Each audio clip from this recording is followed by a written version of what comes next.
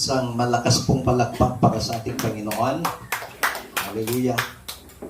Dito po tayo sa aklat ng Jonah, chapter 2, verses 1 up to 10. Patuloy po nating tinatalakay ang aklat ni Jonah.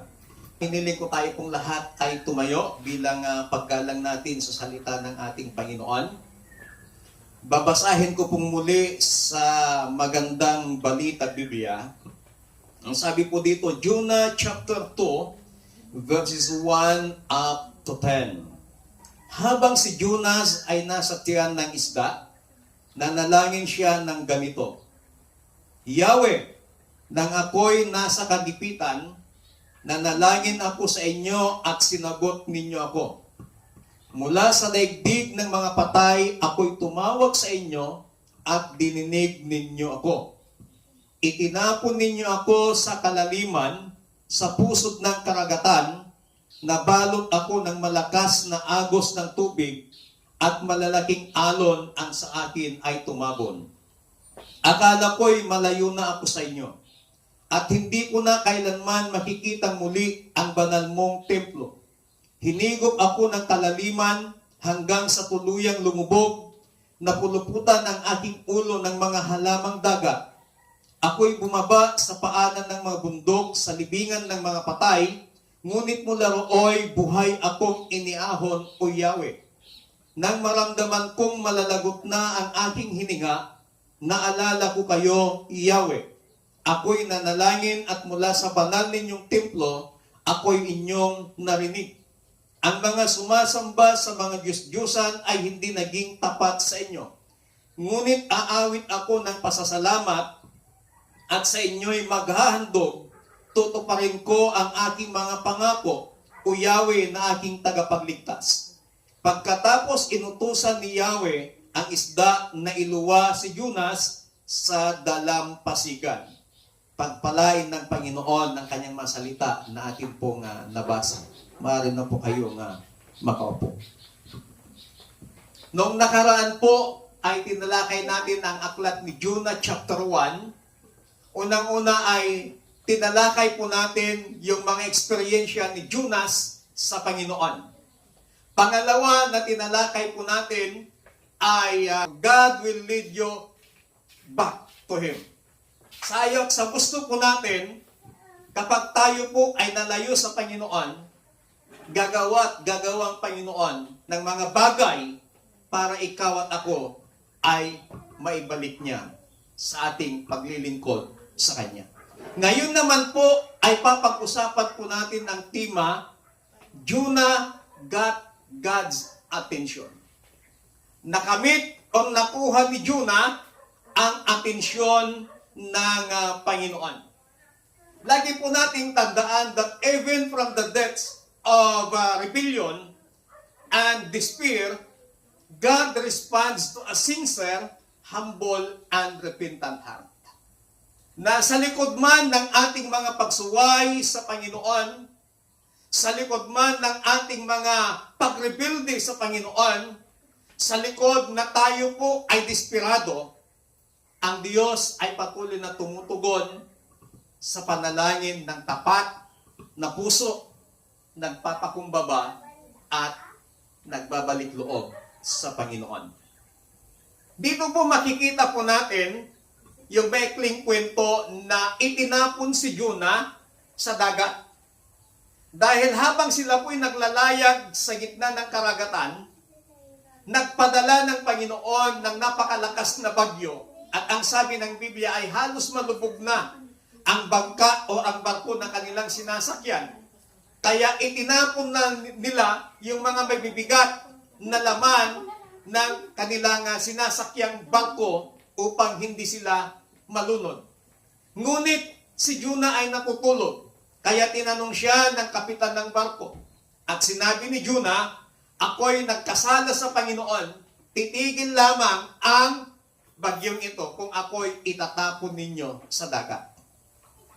Wala pong magawa ang kapitan ng barko, wala pong magawa ang mga tripulante ng barko, gusto nilang maligtas, ayaw pa nilang mamatay, kaya sinunod nila yung gusto ni Jonah na itapon sa dagat. At dito po nung itinapon si Jonah sa dagat, pumayapa po ang karagatan. Tumigil po ang bagyo. Pero hindi pa po diyan nagtatapos. Nung itinapon si Jonah sa dagat, ang Panginoon ay nagpadala ng isang dampuhalang isda para lunukin si Jonah. At dito po sa ating teksto, literal po na si Jonah ay nasa loob ng tiyan ng malaking isda ng 3 araw at 3 gabi. Pero ang tanong dito, how Jonah got God's attention? Papaano ba nakuha ni Jonah ang atensyon ng Panginoon? There are some lessons from the life of Jonah on how he get God's attention. Mula po sa talatang ito, makikita po natin yung mga ginawa ni Jonah, kung paano niya nakamit, nakuha yung atensyon ng Panginoon.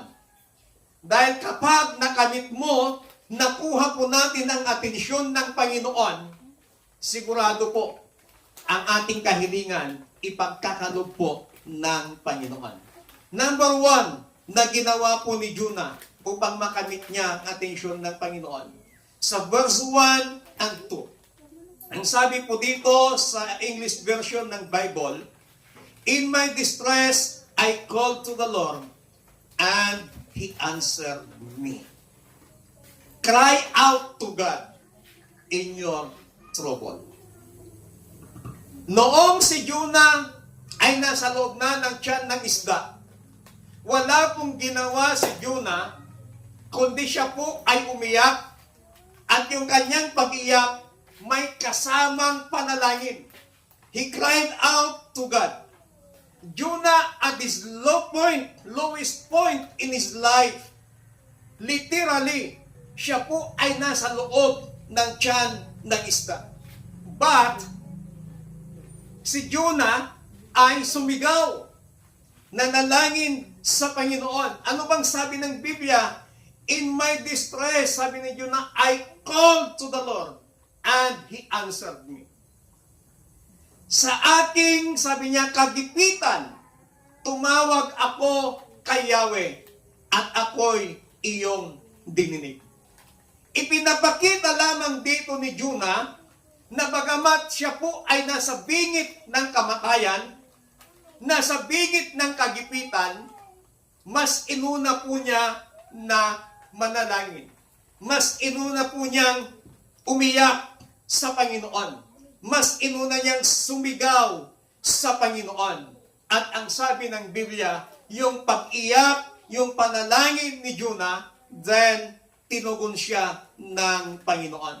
Lagi po nating tandaan na ang Diyos ay tumutugon sa mga tapat na panalangin. Tumutugon ng Panginoon sa mga tapat na puso ng isang tao. Tumutugon ang Panginoon sa sinumang lumalapit sa Kanya. Kaya nga, lagi kong sinasabi na hindi po ako naniniwala sa sinasabi ng iba na 3 daw yung kasagutan ng panalangin. Ang sinasabi ng iba, ang Diyos tumutugon daw sa panalangin ng oo, hindi, maghintay ka.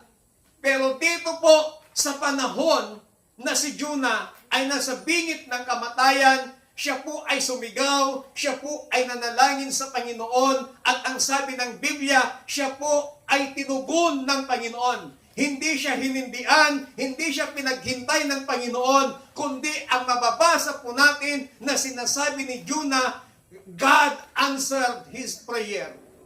Kaya lagi po nating tandaan, mga kapatid, na ang Panginoon ay laging tumutugon sa panalangin ng kanyang mga anak. Kaya huwag po tayong maniwala, huwag po nating paghawakan yung sinasabi ng iba na 3 yung kasagutan ng Diyos sa ating mga panalangin. Oo, hindi, maghintay ka. Kung ganun po yung ating pinanghahawakan, possible ng isang tao, possible na isang mananampalataya ay hindi niya magawang manalangin kasi iisipin niya, baka pahihindian siya ng Panginoon. Baka paghihintayin siya ng Panginoon. Pero kung ang ating kaisipan at ang ating pinanghawakan yung salita ng Panginoon ng kanyang pangako, call unto me and I will answer thee. Tumawag ka sa akin at ikay aking sasagutin. Hindi sinabi ng Panginoon na sa tuwing tayo tatawag sa Kanya, tayo ay Kanyang pahihindihan. Hindi sinabi ng Panginoon na kapag tayo tumawag sa Kanya, tayo po ay paghihintayin. Pero ang pinangako ng Panginoon na kapag tumawag tayo sa Kanya, tayo po ay Kanyang tutugunin. So dito po, at the lowest point, at the lowest moment, at the critical moment ng buhay ni Jonas, he cried out to God. Nanalangin siya sa Panginoon. Kapatid, sa umagang ito, if you want to get God's attention in your life, cry out to God. Manalangin ka sa Panginoon. Huwag mo nang antayin na maging maayos ang lahat. Huwag mo nang antayin na mas lumala pa ang lahat. Cry out to God. Amen. Palakpakan natin ang Panginoon. Pangalawa na ginawa ni Jonah kung paano niya nakuha ang atensyon ng Panginoon. Sa verse 3, ang sabi po dito, itinapon ninyo ako sa kalaliman, sa pusod ng karagatan, nabalot ako ng malakas na agos ng tubig at malalaking alon ang sa akin ay tumabon. Acknowledge God's hand in your situation.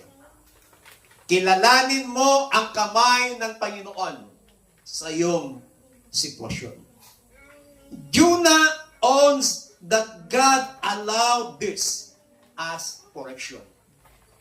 Yung nangyari kay Jonah, nung habang siya ay nasa loob ng tiyan ng dambuhalang isda, kinilala ni Jonah na yung pangyayari sa kanya ay pagtutuwid sa kanya ng Panginoon. So he acknowledged the hands of God in his situation. He stopped blaming others and sees God's purpose in the pain. Walang sinising si Jonah na ibang tao sa nangyari sa kanya, kundi kinilala niya na may layunin ang Panginoon. Bakit nangyari yon sa kanya? Sometimes sa buhay po ng isang tao, kapag merong hindi magandang pangyayari sa buhay niya, napakahilig po nating manisi. Isinisisi natin sa ibang tao yung mga hindi magandang pangyayari sa atin. Sinasabi natin kung hindi sana dahil sa kanya, kung hindi sana dahil kay ganito, hindi sana nagkaganito yung ating buhay. Kung hindi sana dahil kay ganito, nananatili pa rin sana akong naglilingkod sa Panginoon. Numadi ko mga nakoy uyaw ni Kastoy. Aktibo aklat ako mga agserserbikin ni Apo Diyos. Kakabsat, wala tayong ibang dapat sisihin sa mga bagay na nangyayari sa atin, kundi ang ating sarili. Si Jonah, wala siyang sinisi. Hindi niya sinisi yung mga tripulante ng barko. Hindi niya sinisi yung kapitan ng barko. Bakit andun siya ngayon sa loob ng tiyan ng dambuhalang isda?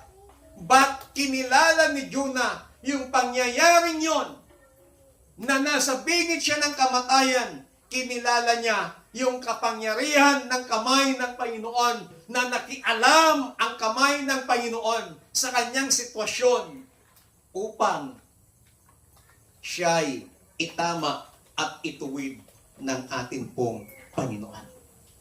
Ito pa nating tandaan. God uses hard moments to get your attentions and bring you back. Hinahayaan ng Panginoon at ginagamit ng Diyos ang mga mahirap na sitwasyon sa ating mga buhay para makuha ng Panginoon o makuha natin yung atensyon ng Panginoon.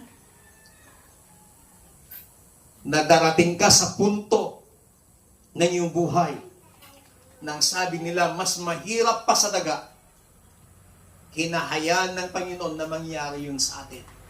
Why? Gusto ng Panginoon na makuha natin ang kanyang atensyon like Jonah. Jonah acknowledged the hands of God in his situation. Kapatid, sa sitwasyon mo ngayon, anumang sitwasyon mo ngayon sa buhay na nararanasan, kilalanin mo ang kamay ng Panginoon. Ang kamay ng Diyos, makapangyarihan.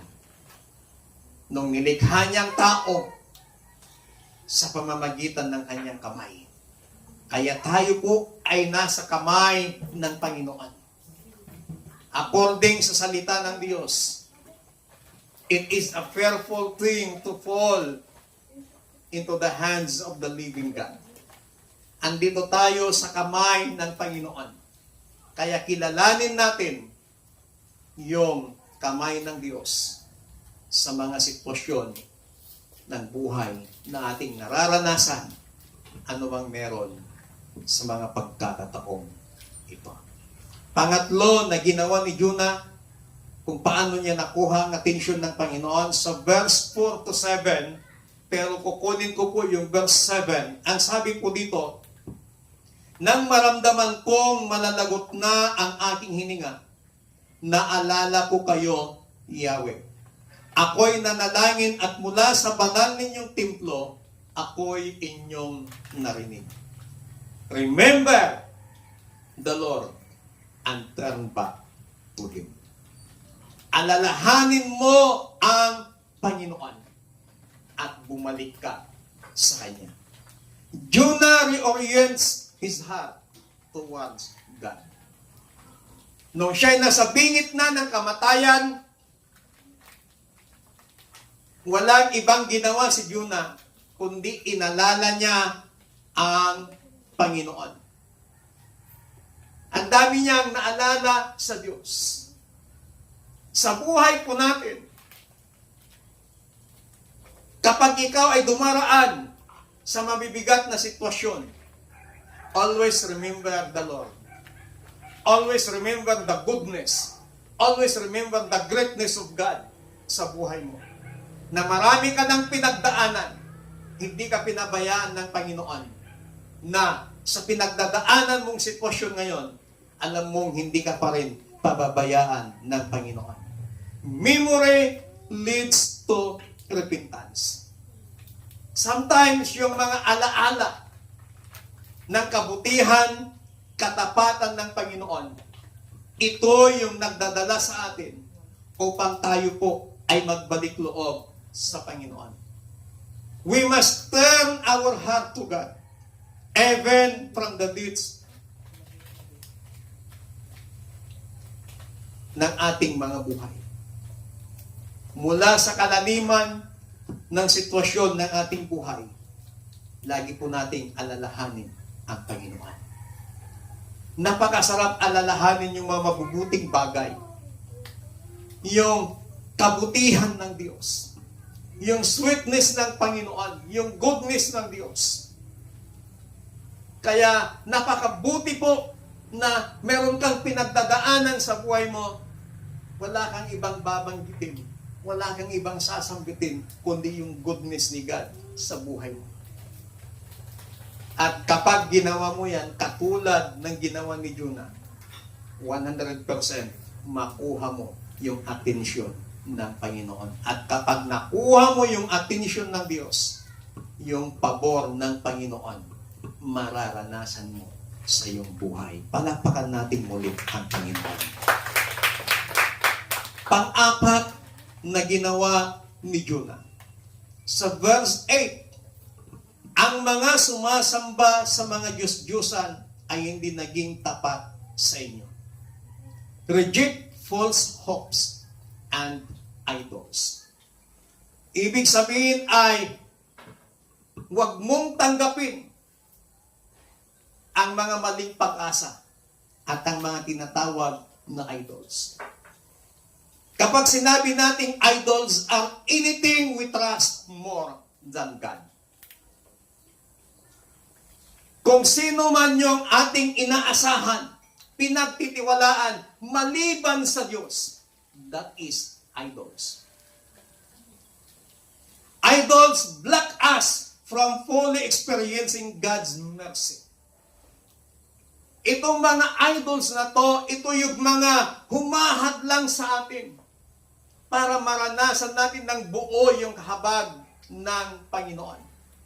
Ang tao, maraming ibang alam na ito yung pag-asa ng kanyang buhay. Hindi na nila kinikilala na ang nagbibigay pag-asa ng buhay, walang iba kundi ang Diyos. Kaya ang tao nakadepende na lamang sa kanyang pinag-aralan, nakadepende na lamang sa kanyang sitwasyon, nakadepende na lamang sa kanyang ari-arian, sa kanyang kayamanan, sa kanyang kalakasan, na alam niya yun yung magbibigay sa kanya ng pag-asa, yun yung magbibigay sa kanya, magdadala sa kanya ng tagumpay, nakalimutan na niya ang Panginoon. That is idols and that is false hopes. Ang lagi nating asamin, walang ibang magbibigay sa atin ng pag-asa maliban ang Diyos. Amen. Asahan natin ng buong buo ang pag-asa na ipagkakalob sa atin ng Panginoon. Sapagkat ang ating Panginoong Hesus, siya yung ating pag-asa. Kaya kung ikaw ay nawawalan ng pag-asa because of the situation na nararanasan mo sa buhay, God will give you hope. Kaya tanggihan natin, itabi natin, itakwil natin yung mga alam nating maling sitwasyon o maling bagay na nagbibigay sa atin ng pag-asa. Only God can give us hope. Jonah realized no other hope can save unless God. Yung sitwasyon ni Jonah, nasa loob na siya ng tiyan ng dabuhalang isda. Kung ikaw kayang andon, sa tingin mo kaya,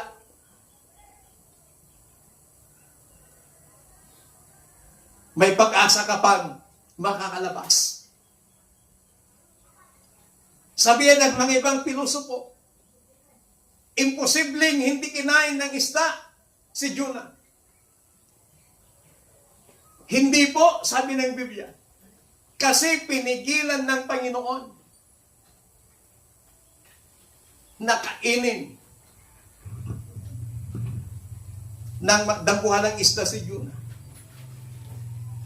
Inilagay lang siya sa loob ng tiyan para doon mabigyan ng lesson si Jonah dahil sa kanyang pagsuway sa Panginoon.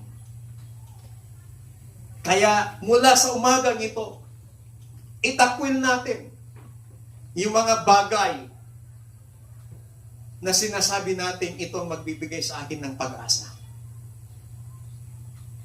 Katulad ni Jonah, sa kanyang sitwasyon, alam niyang ang Diyos lamang ang mapagbibigay sa kanya ng pag-asa. Kaya mula sa umagang ito, kapatid, wala tayong ibang aasahan sa mga sitwasyon sa ating mga buhay maliban ang Diyos na nagbibigay ng tunay na pag-asa. Panglima na ginawa ni Jonah, verse 9, ngunit aawit ako ng pasasalamat at sa inyo'y maghahandog. Tutuparin ko ang ating mga pangako, O Yahweh, na aking tagapagligtas. Respond with grateful obedience. Ibig sabihin, yung maging mapagpasalamat ka sa Panginoon. Gratitude is evidence that our heart is changed. Kapag ikaw ay mapagpasalamat, ito yung ebidensya na yung puso mo ay binago ng Panginoon. Maliit man o malaki ang tinanggap mo, yung puso mo dapat punong-puno ng pasasalamat sa Panginoon. Problema man o pagsubok ang maranasan mo. Pagpapala man ang maranasan mo. Kasaganaan man ang maranasan mo. Lagi kang mapagpasalamat sa Panginoon. Ano pong sabi ng Biblia? In everything, give thanks to the Lord. Instead na mag-complain ka sa Panginoon, magpasalamat ka sa Diyos. At kapag nakita ng Panginoon na yung puso mo ay mapagpasalamat, katulad ni Jonah, then you got the attention of God. Pang-anim at ang panghuli na ginawa ni Jonah. Verse 10, pagkatapos inutusan ni Yahweh ang isda na iluwa si Jonas sa dalampasigan. Trust God's power to deliver. Magtiwala ka sa kapangyarihan ng Panginoon. Tingnan po natin ito. Tinulungan ng Diyos si Jonas sa kanyang sitwasyon. Inaalis ng Panginoon si Jonas sa bingit ng kamatayan, hindi nung malakas si Jonah, kundi nung panahon na si Jonah ay sumuko sa Panginoon. Nung panahon na malakas si Jonah, hindi siya tinulungan ng Panginoon. Pero nung panahon na sumuko si Jonah sa Diyos, doon siya tinulungan ng Panginoon. Kaya dapat lagi po tayong magtiwala sa Panginoon. Whatever situation you have right now, always trust God. Kasi ang Diyos tapat sa kanyang mga pangako. Ang Diyos, sinabi niya sa iyo, He will never leave you nor forsake you. Ang Diyos, sinabi niya sa iyo, sasamahan ka niya, tutulungan ka niya. Kung hindi mo man nakikita personally na tinutulungan at sinasamahan ka ng Panginoon sa sitwasyon mo sa buhay, yung kanyang presensya, nararamdaman mo, trust God. Trust God. Trust God. Palakpakan natin ang Panginoon. Ito po yung 6 na ginawa ni Jonah at nakuha niya yung atensyon ng Panginoon sa kanyang buhay. Kaya I believe kapag ginawa din po ninyo ito, makukuha din natin ang atensyon ng Panginoon. Tayo nga pong lahat ay tumayo.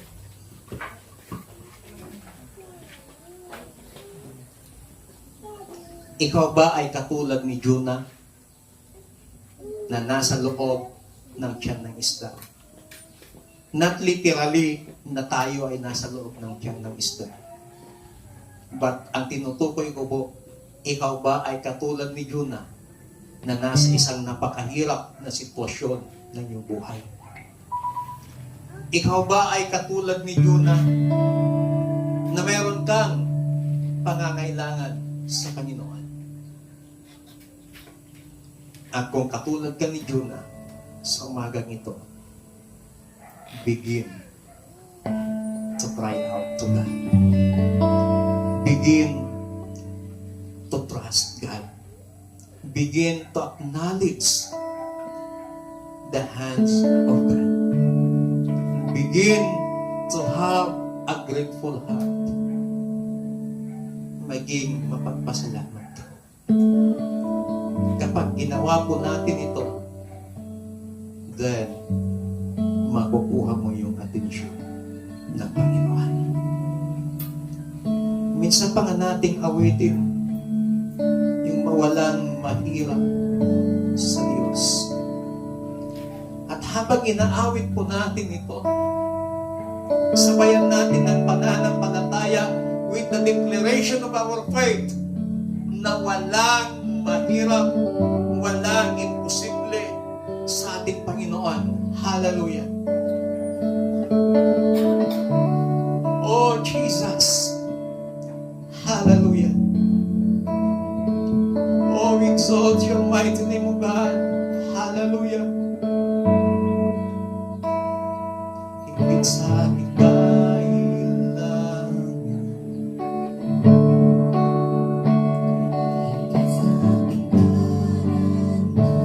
Yes, O God. Hallelujah. Isipin ay kaya mong gawin. Higit sa aking kalakasan.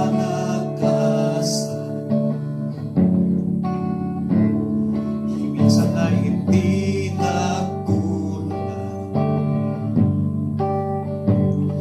Higit sa aking isipin ay kaya mong gawin.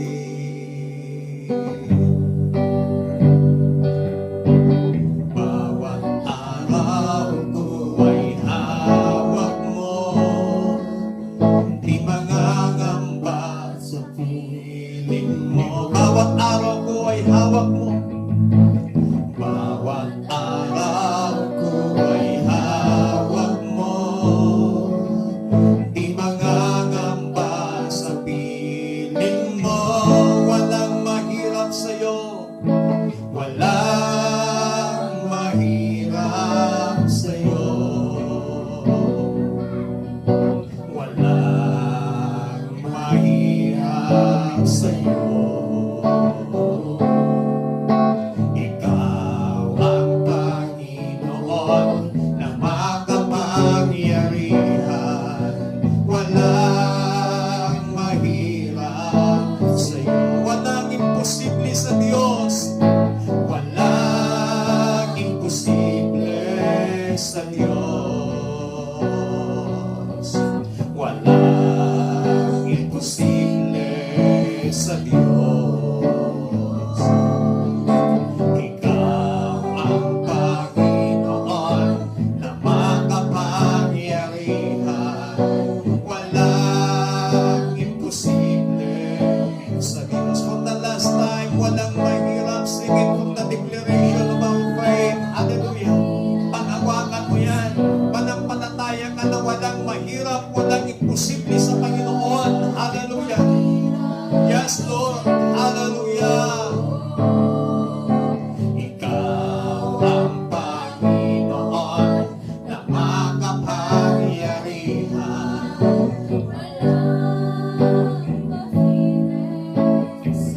Yes, Lord. Hallelujah. Walang mahirap sa Diyos. Walang mahirap sa Diyos. Panginoon, sa umagang ito, yan ay deklarasyon ng aming pananampalataya na wala pong mahirap, wala pong imposible sa inyo. Whatever situation we have right now, yan ang dinideklara namin, Panginoon, na walang mahirap, walang bagay na hindi mo kayang gawin, Panginoon. Dahil ikaw ang Diyos na makapangyarihan sa lahat. Kaya sa umagang ito, salamat sa buhay ni Jonah na patuloy mo kaming tinuturuan upang mas lalo naming makuha ang atensyon mo sa aming mabuhay. Dahil naniniwala kami, nananampalataya kami, Panginoon, na kapag nakuha namin ang atensyon mo sa aming mabuhay, unlimited favor naman ang aming mararanasan. Kaya tulungan mo ang bawat isa sa amin sa umagang ito, dakilang Diyos, upang sa ganon ay magampanan namin, magawa namin yung mga bagay o yung mga hakbang upang ang atensyon mo namin nakukuha sa araw-araw namin mabuhay. Whatever situations na nararanasan ng bawat isa, Panginoon, lagi mong ipaalala sa puso ng iyong mga anak, sa pamamagitan ng iyong kapangyarihan at ng iyong banal na Espiritu, na walang bagay na mahirap at walang bagay na imposible sa inyo, Panginoon. And help us, precious Holy Spirit, to trust in God, whatever situation we have. Salamat ng marami. In Jesus Christ, mighty name we pray. Amen. Palakpakan po natin